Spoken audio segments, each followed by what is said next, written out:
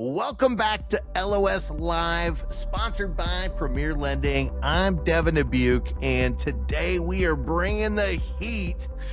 We've got Allison Larson from up in the great state of Minnesota, out of Minneapolis, and it's Allison Larson Loans. And I got to tell you guys, I heard her speak a couple of weeks back, and I was like, man, we got to get her over here on the show and share what she's doing out there with the audience. So welcome to the show, Allison. Thanks for jumping on. Thanks for having me. Absolutely. Absolutely. So I always like to do a little, where are you from originally? So are you originally Minnesota? Is that where you got started? I'm not. I'm from Sheboygan, Wisconsin. Okay. So Wisconsin, Sheboygan. Sheboygan. Yeah, Sheboygan. I love it. So Sheboygan, Wisconsin. Are you cheesehead? I am, yes. So my stepdad was from Wisconsin, and he was a big Packers fan, growing up. So I'm a Chiefs kid. I'm from Kansas, but I also, I like the Cowboys a little bit too. I'm a bit of a sellout. So okay. Yeah, people from Wisconsin you don't really sell out the Packers. That's one you hold on to. Yeah, that's a good one. Okay. Green and yellow. That is kind of the unfortunate part. Green and yellow, especially that color green, not really aesthetically great for me, flattering. But yeah. I love it. So born in Wisconsin, and where'd you go from there? So graduated from high school and I went to the University of Minnesota. Okay. And stayed here since then. I went to school to be a poli-sci major. I was going to go to law school. Fell into a job at a mortgage company here locally, and here I still am. Yeah, that was it. Yeah, you're like, you know what? There's something about this wild industry. Yeah, I'm just gonna stay here and stick around for a little bit. Yeah. Very cool. But you didn't change to a Vikings fan. I don't cheer against the Vikings. Okay. So one of my very best friends from growing up worked for the Vikings for years. So I know a lot of the people that work there or have worked there. And so through that, I've always supported them. So I don't cheer against them unless they're playing the Packers. And then it's, it's kind of like me and the Cowboys, right? At the end of the day, I've been living here in Dallas for 25 years now. My son grew up here. He's a big Dallas fan. But if we're playing the Chiefs, it's go Chiefs, right? I'm watching I might become a Cowboys fan. I'm watching the DCC cheerleader show on Netflix right now. You know what? I saw that. I have not hit the play button yet, but I saw that. You probably won't like it. It's kind of a girl show, but I think it's good. Well, my wife and daughter, they may have a different opinion, right? They probably already watched it. Yeah. I love it. So you stumble into the industry, not even what you had initially decided to go to school for. And did you go straight to origination side? No. So all of college worked on a team. A family member of mine is in the business, and she called me one very hungover day in college and said, do you have any friends who need an internship? And I said, can I do it? She said, you don't want it. It's going to be awful. And I said, if it's paid, I'm there because I'm pretty broke. And I showed up the next day with like a printed interview and a business outfit on. It felt very stressful. And I remember walking to the conference room and she started laughing. She was like, I didn't expect you to bring a resume. Like anyone can do this. Let me show what you're going to do. And I had to help cold call. And so I started doing cold calls is how I learned the business. Didn't even know what a mortgage was. And slowly learned it from there, day by day, just learning. Then it was taking loan apps, and then it was helping calculate income or chase documents or whatever that might be. Yeah. It's funny. Anybody can do this. I don't know if that's true, right? Like, I think you've got to be really passionate. I mean, here's the deal. Anybody can do it and not do it well, right? Yeah. Anybody that wants to do it well. What year was it? It would have been like 2010, 2011. So rates were about 3%. And so all I had to do was call people who had a mortgage and ask if they want a rate at 3%. So, and then write their name on a piece of paper and then hand it to someone else to convert that. So most people, if they can dial a phone, just making a phone. Making a phone call. It's funny. I used to tell people that during the pandemic, my daughter at the time was like, 4 years old. And, we had a lot of folks on the team that were like, man, we're amazing. And I'm like, well, the market's amazing. You could put my 4-year-old daughter on the phone and go, oh, you're at 6. Now you're at 3, you win. Right. Yeah. That being said though, in our industry, people act like the phone weighs 3 million pounds and they still won't Mm, pick it up, right? yeah. Like I Yeah. locked 3 refinances last week and was giving a loan officer a pep talk this morning because it's, as we're recording this, it's July 7th, which It is is. the most Monday of the entire year, right? Everyone's been off of work and probably had too many cocktails for 10 days straight and all the things. And so I was giving someone a little pep talk this morning. I'm like, call your past clients. It's just like, for what? I'm like, get some refis. And like, to me, that's free money that we're Right. not taking advantage of, and honestly disrespectful to our database if we're not calling them, having Absolutely. conversations about their needs.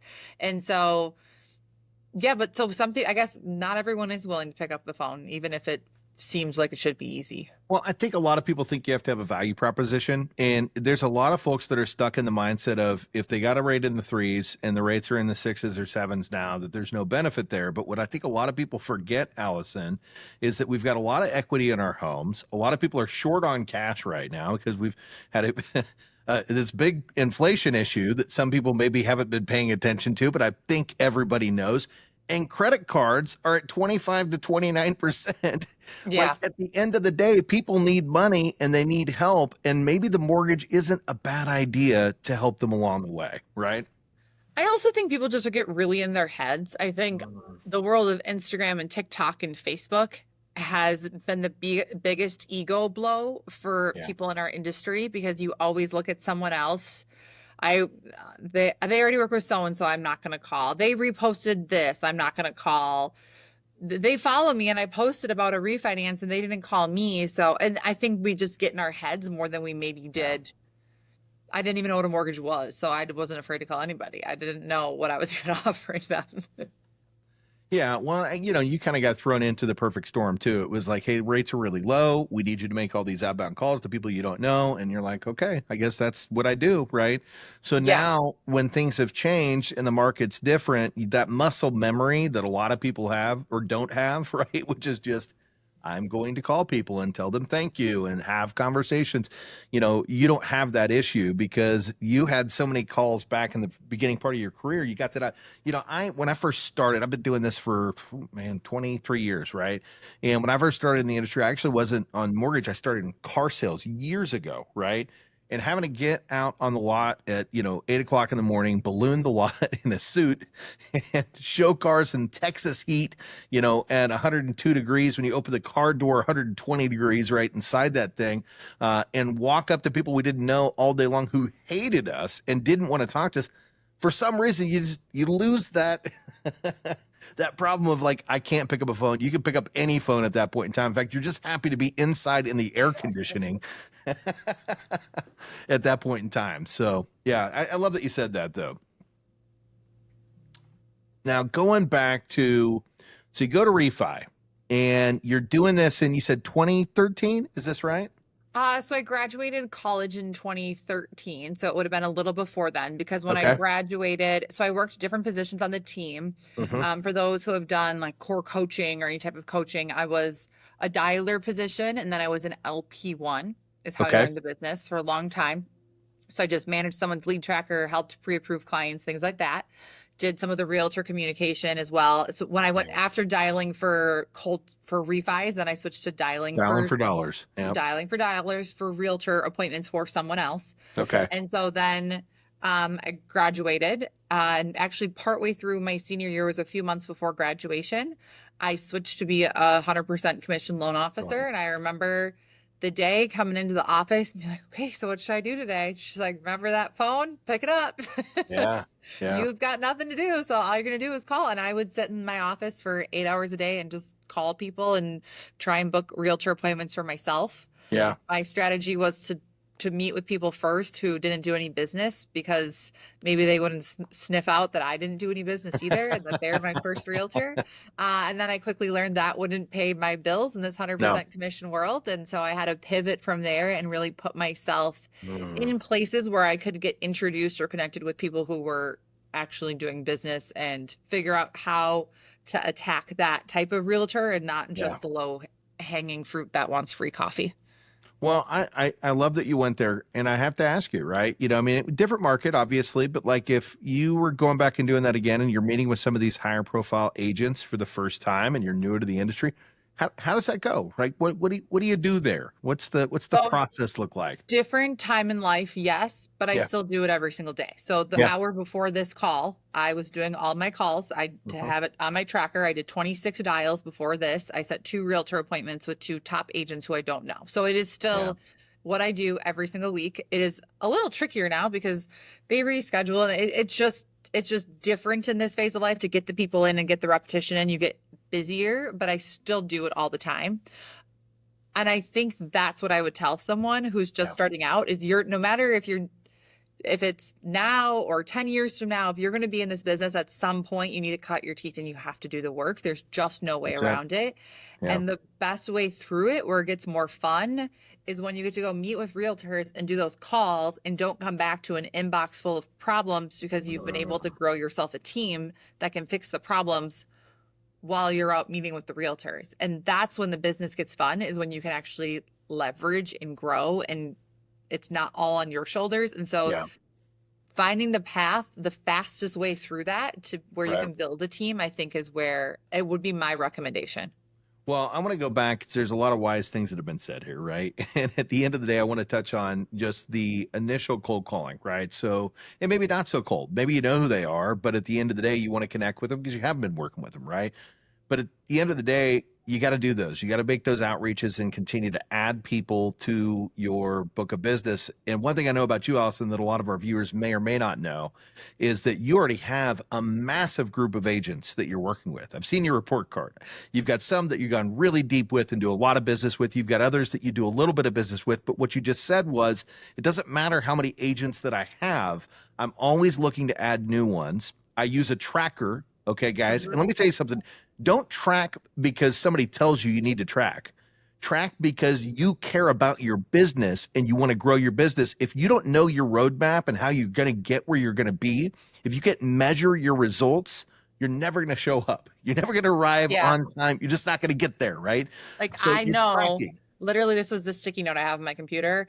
I know I need 16 leads a week, 8 pre-approvals, and 4 purchase agreements a week to hit my goals. And I'm Boom. down on leads because it was the 4th of July. So my butt's calling realtor appointments this week because Yeah. clearly I don't have enough realtors, and realtors are the fastest people to refer us business. So it's just it's you just have to learn to love the game, and that's the game.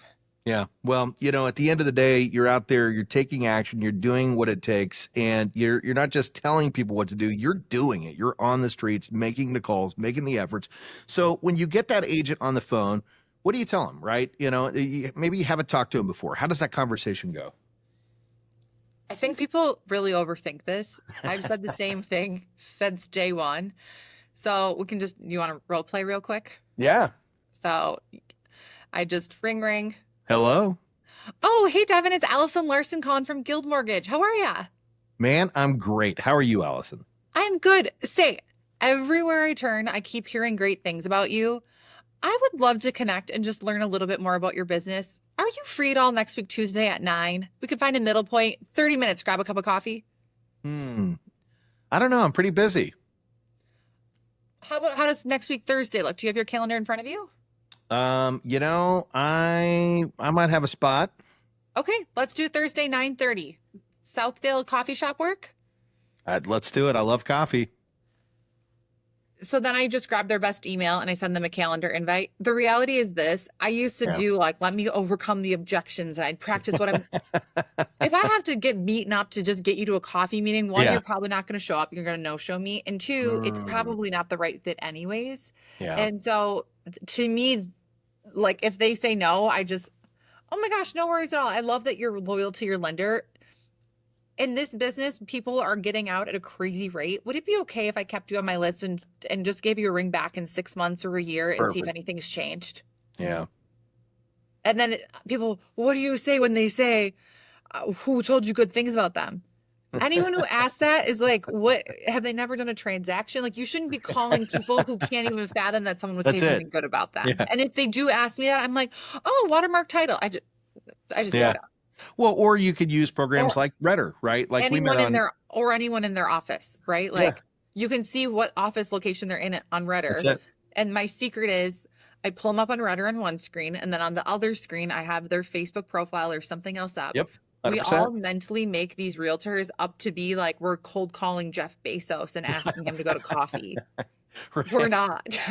Like, we're just not. Like, some of these Yeah. people are significantly less professional, can barely use social media. They don't really run a true business. They need our help. They They need a do. good, solid resource to help their clients because they need to close deals too.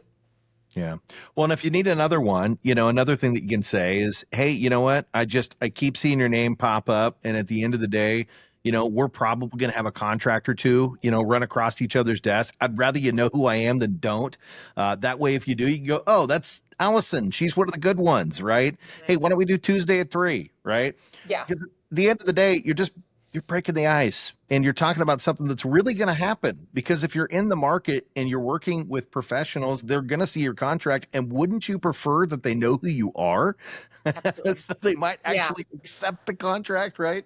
And now I oftentimes will cold calls are a little harder now just Yeah. because people don't answer a number because they think everything is spam. So Mm, now I typically do message with them a little bit on Instagram, or I'll warm comment them or up. something. So that way when I call and they see my name, they're like, wait, I've seen that name before. That's it. I was literally just talking to our team about that this morning. So, this is something that we're doing a lot of is, social selling, right? Well, what is it doing? We're making ourselves known before we're known, right? Go in, like them, comment on something a few times, make sure it's not awkward. But people are really like I don't know if they're scared or if they just get in their head about it, but just even sending someone a DM, I don't Mm, waste a lot of time on likes and comments. I just, beautiful listing. How'd you get it? yeah. Is social media working for you? Is that where you get a lot of your clients? Do you hate it? Anything I can think of to strike up a conversation, I just go with. And I have kind of like the same couple of questions. That's what I use every single time. Well, full disclosure, and you know this, Allison, that's how I got you on the podcast. I Yes. pinged Yeah. you on Yeah. social media. I sent you a DM and said, hey, I love what you're doing and I'd love to have a conversation with you. And guess what? Now here we are talking about it, and we're educating folks out there that need to hear this kind of stuff. And that's why I brought you on, right? Yeah. Because I heard you talk about it before and I'm like, man, let's just tell more people. Let's Yeah. let the secret that's not so It works. secret out of the It's bag. not so secret. It's pretty basic. Yeah. So it goes back to this. This was the other thing that you said that I really loved. And not everybody's going to go this route, because a lot of people, they want to dive in, they want the fame and fortune, they went right out of the starting gate. But you started in on the lower positioning, right, inside of the company, and you went through a couple of different roles. And I would have a pretty strong suspicion that you learned quite a bit by doing that made you really qualified when you stepped out on the streets. Would you say that that helped or hurt you? I would say it definitely helped me. I was nervous there's different types of loan officers. There's a lot of okay, so if you're listening to this and you're a younger loan officer out there and you're like, but I don't want to take a step back to take 5 steps forward, go sign up for Zinix training. I'm sure there's others too, but that's a really good one. Go get training, learn how to do a mortgage so that you feel confident and comfortable going to speak to someone about it, but don't let it create your existence. Remember, the people who you're going to meet with, they don't do mortgages. So if you can't calculate self-employed income, they don't like smell that on you when you're buying coffee, right? And so I still really can't do self-employed income, and I wouldn't need to, because most companies have a deal desk or Loan Beam Or or a blueprint? Yeah, pre-underwrite, exactly. whatever. Like, Any ask of them. someone for help. But not like, how many self-employed people do you really get a year? And people get so in their head about their lack of skill set.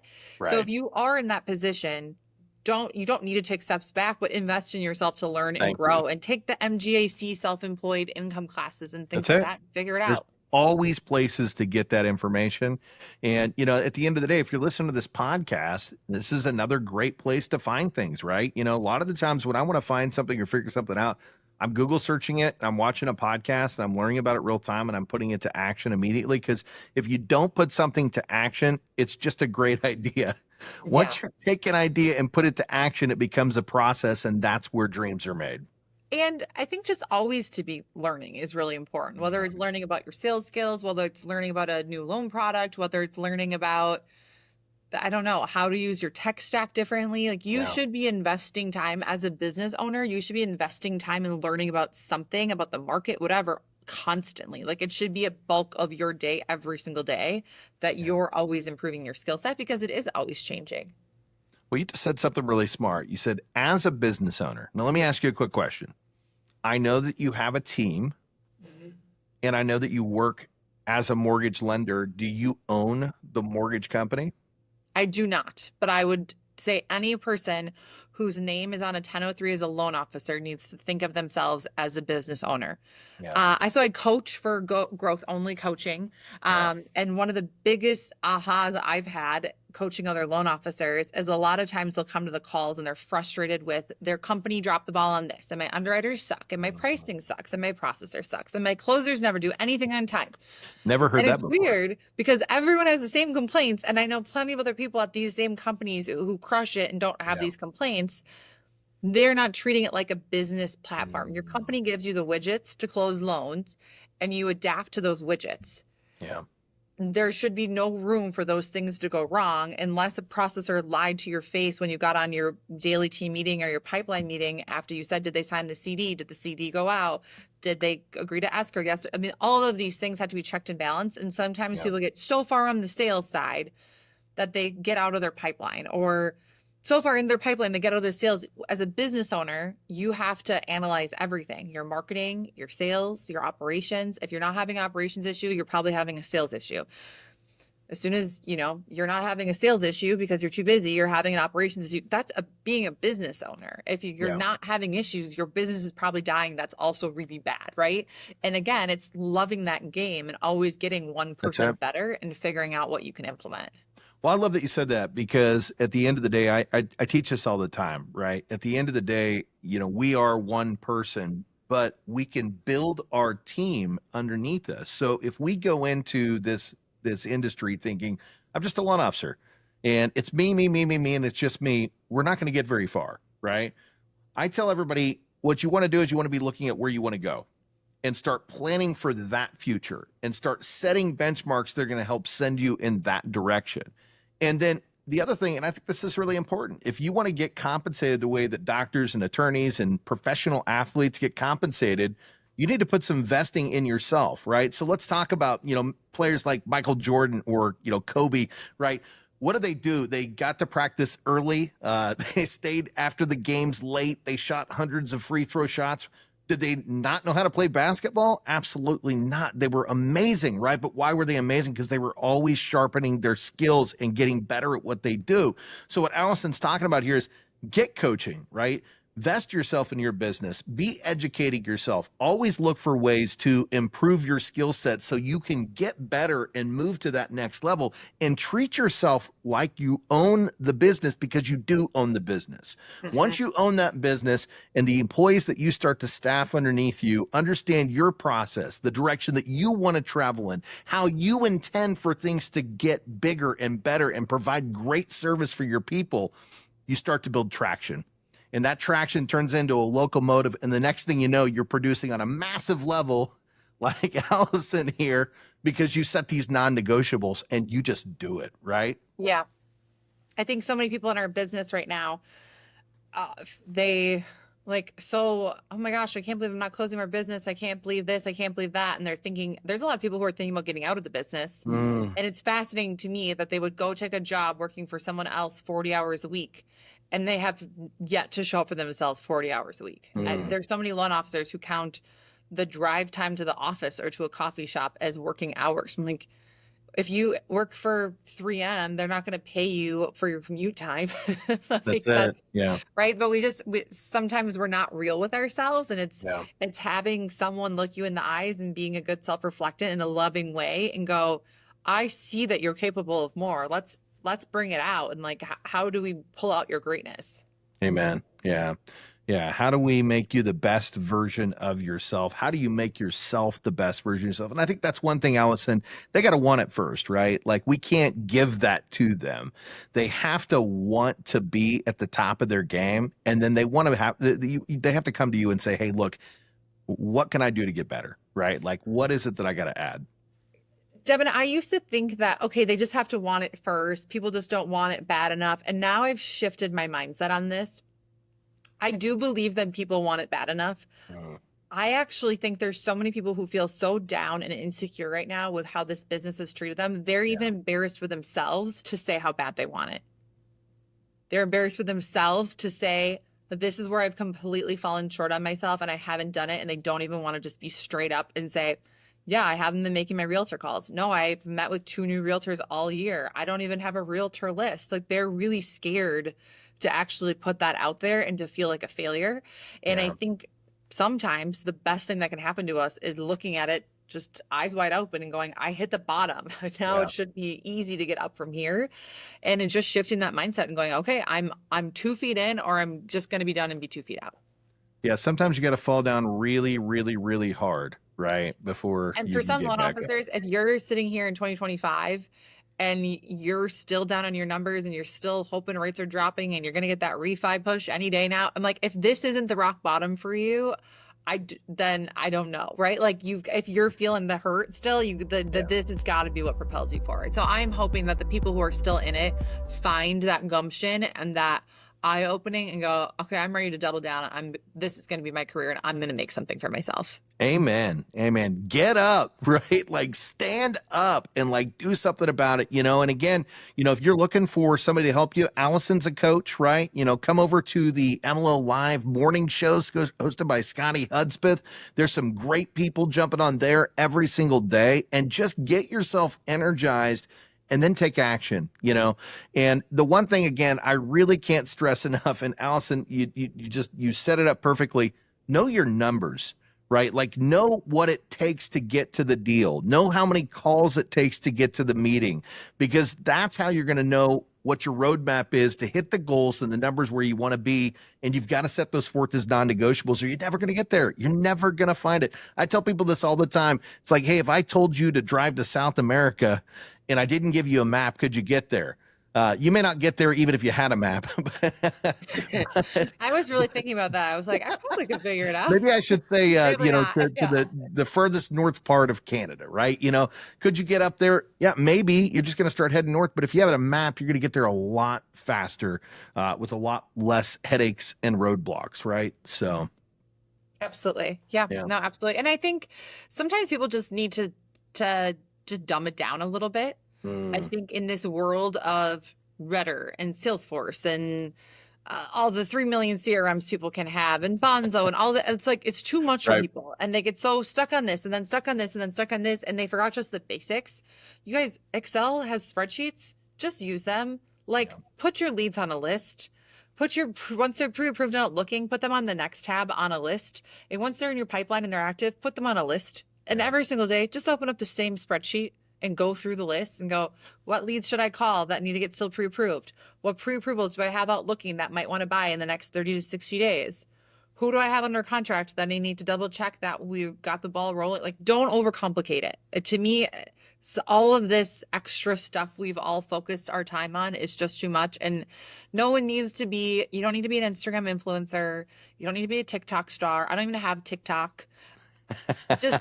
Just do what's comfortable to you, but just show up consistently and don't be scared to put in the work. Amen. Well, I love what you said there, right? And this might have to be the part of the title, right? Like, in a world of tech, right? In 2025, when everybody's saying get familiar with AI and understand your CRMs and have everything working out, you know what? Maybe the smartest solution, if you're not doing that or don't have time to do that or don't understand how to do that, is just go back to the basics and pick up the phone and make the phone calls and keep track of it on a good old-fashioned Excel spreadsheet and just do the work, right? Get out there and do what it's going to take to find the business. That's really what it's all about. Absolutely. Absolutely. Yeah. Well, what did we not tackle today that we should have? I think that the biggest thing people struggle with is, okay, how do I get these new realtors, which we talked about that. And now what do I say after I go to a coffee meeting? And now, okay, so now how do I follow up with them? And what if they don't send me bits and they get so in the weeds on things? I think a couple of things that are important to remember is that not everyone is going to be our person. Just because you have 20 agents on a list doesn't mean, one, look them up in Redder and make sure they even have enough business to send you. Sometimes we have agents on a list who haven't sold a house in 3 years. That's okay. We can be their friend. We just probably don't need to call them every Monday for business. And just have a plan and a true business plan of how you're going to touch base with these people and continue to stay in flow with them. I used to be big on follow-up. I had a 18-step follow-up plan, and we sent a book, and then we sent a podcast, and then we sent a gift to their house, and all. it just didn't matter. It didn't work in some of these agents. They just need to be in flow with us. They just Yeah. need to stay in touch with us. And maybe it takes them a year to send us a deal, and maybe it takes them 30 days. But where I've had the most success is by being totally okay and comfortable. If I meet with someone and I can't call them every week because they maybe don't have a deal to probably send me every week, and I talk to them once a month and invite them to stuff and Yeah. stay in touch when it's appropriate, and think about the person on the other side and not just obsess over my process that I have to fit them into a perfect box. I love that. I love that. So make human connections. Yes, and be a Be there human when in they need it. return. Yeah. It's interesting. I just saw something about how with everything and all the AI stuff that in the next 5 years, human connection will be the only thing that moves the ball forward, because everyone will know that if you received an email, AI probably wrote it. If it was posted on Facebook or social media and it's like nicely scripted, AI wrote it, right? All automated text AI is sending. Now Yeah. there's whole systems where it can read your previous communication and your Salesforce and everything like that. And if a client emails you something, you can go to your drafts and see what AI suggests you type. And when I look at it, I'm like, yeah, that's a million times better than anything. Why would I not hit send on this? This is better Right. than what I would have ever said. But Absolutely. people crave that human connection still. That's why they're choosing you. So remember what makes you special, what Yeah. makes you different. Maybe try and figure out what makes you special or different to start, and like be yourself. You don't have to be Yeah. me or anybody else. I love that. I love that. Yeah. You know, at the end of the day, people want to connect with human beings, and we're still human beings, right? And there's nothing that the AI is going to do to change that.